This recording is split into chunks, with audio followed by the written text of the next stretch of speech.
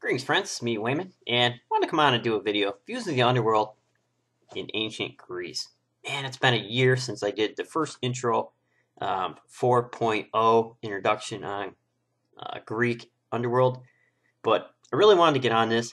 This video is going to be about the 5 rivers, and why I wanted to do this is because this lays the groundwork on how things that we're familiar with today may have started to come about in the thinking, because early Christianity is Greco-Roman, Judaism, a lot of cultural mixes. So as we go through this, you're going to be like, aha, that's pretty interesting. So we're going to talk about, like I say, the 5 rivers and how everything starts to develop. So there's different sections, and these rivers meander through Greek theology and develop. So the earliest is probably Hesiod, and then comes Homer, the Homeric epics, the Homeric hymns, epics and hymns, and then thoughts on it by the philosophers like Plato. Plato, in his dialogues, had a lot to say about it. And by the time we get there, it's developed into almost a whole theology. And then you can see the crossover. And you may find things, say, in Christianity, New Testament ideas of Jesus saying of weeping and wailing, of gnashing of teeth, and such. And the idea of the rivers and the lakes of fire, things like that. Those cross over too.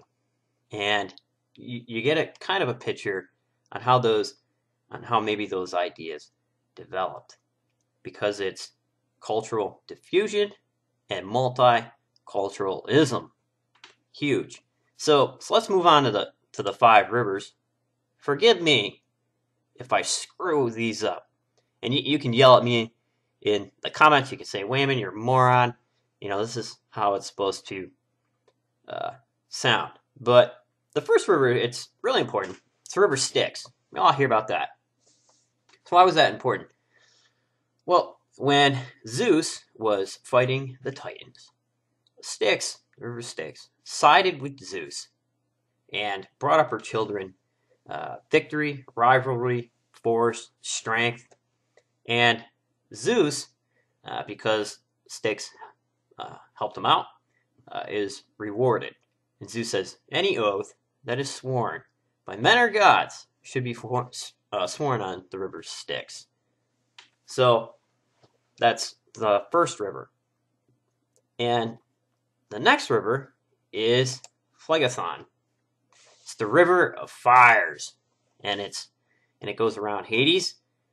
And the next river is Cocytus. It's the river of wailing. Lethe. It's the river of forgetfulness. So if you drink of this, you have a memory loss, right? And then Acheron, it's the river that the Acheron, the ferryman, takes you across. And I think it's the first river that you come to in the underworld. I think of that. So you have the river of wailing, the river of fire, the river of oblivion, the river of pain, and the river of chaos. So it's a pretty damn place. And what's interesting too is you find that a lot of times these rivers are personified, like we just said, in Hesiod. And in other texts we learn that Styx, in Zeus's war with the Titans, sided with Zeus. But also it comes up in the Iliad where the river, forget the name of it, forgive me. Maybe one of you can post it in the comments below and participate, right? Is so upset with the destruction that Achilles is causing after he joins the war, when his friend Patroclus is cut down by horse breaking Hector, and Hector steals his armor and he puts it on. He's all empowered. He goes crazy, joins the war, slices and dices, fills the river up, and the river's, man, I'm full of Trojans. And so the river attacks Achilles, so much so that he has to ask help from the gods. And also, too, the myth of Achilles being dipped in the Achilles heel, baloney, came later, right? Simply because anybody who reads the Iliad knows that armor was really important to Achilles. And Achilles is struck down by Paris.